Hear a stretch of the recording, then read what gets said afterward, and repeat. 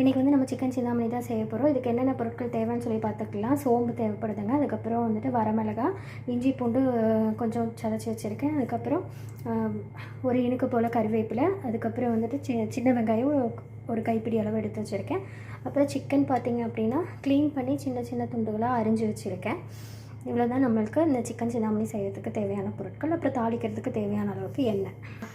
இப்போ அடுப்பில் ஒரு வாணலி வச்சுக்கோங்க. வச்சுட்டு நீங்கள் தாளிக்கிறதுக்கு தேவையான எண்ணெய் எடுத்துக்கோங்க.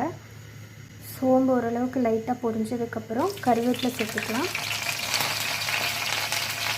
நம்ம ஆட் பண்ண கறிவேப்பிலை பொரிஞ்சிருச்சுங்க. இப்போ வந்து நம்ம இந்த சிக்கனுக்கு தேவையான வரமிளகாவை வந்து போட்டுக்கலாம். வரமிளகா ஓரளவுக்கு பொரிஞ்சு வந்த உடனேயே அதாவது இந்த எண்ணெயோட கலர் வந்து மாறி இருக்கு பாருங்கள். இந்த ஸ்டேஜில் நம்ம வந்து இஞ்சி பூண்டு பேஸ்ட் போட்டுக்கலாம்.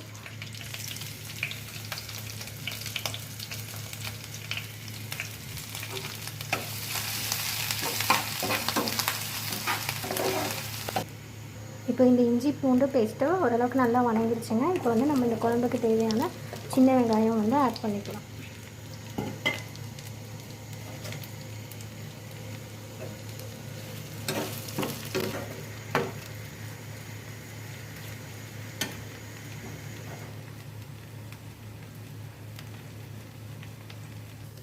இப்போ நம்மளோட இந்த சின்ன வெங்காயம் வந்து நல்லா பொரிஞ்சு கண்ணாடி பதத்துக்கு வந்துருச்சுங்க. இந்த டைமில் வந்து நம்ம கழுவி சின்ன சின்ன துண்டுகளாக அரிஞ்சு கழுவி எடுத்து வச்சுருக்க அந்த சிக்கனை வந்து உள்ளே சேர்த்திக்கலாம். உள்ளே சேர்த்துட்டு நல்லா இலக்கி கொடுக்கணும்.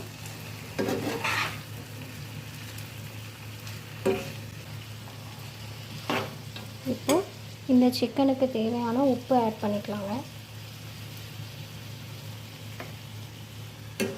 உப்பு ஆட் பண்ணிவிட்டு சின்னதாக நம்ம இலக்கி விட்டுக்கலாம். நல்லா உப்பு போட்டு நல்லா ஒரு தடவை கிளறி விட்டதுக்கப்புறம் இதை வந்து மூடி போட்டு ஒரு 4 மினிட்ஸ் 5 மினிட்ஸ் வந்து வேக விடுங்க. அப்போ போட்டு 5 மினிட்ஸ் ஆச்சுங்க. இப்போ பார்க்கலாம். இப்போ பார்த்தீங்கன்னா இதில் நிறையா தண்ணி எல்லாமே கசிஞ்சு வந்திருக்கு. நிறையா எசன்ஸ்லாம் இறங்கியிருக்கு.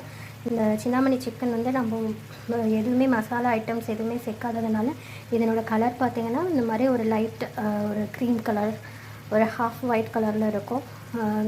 இனியும் இந்த தண்ணி எல்லாமே வற்றினதுக்கப்புறம் பார்த்திங்கன்னா இன்னும் இந்த வரமிளகாவோட கலரெல்லாம் இறங்கி சிக்கன் பார்க்குறதுக்கு இன்னும் நல்லாயிருக்கும். அதே மாதிரி டேஸ்ட்டும் சூப்பராக இருக்கும். நான் உங்களுக்கு தண்ணியெல்லாம் வற்றினதுக்கப்புறம் உங்களுக்கு ஒரு தடவை கூட காமிக்கிறேன்.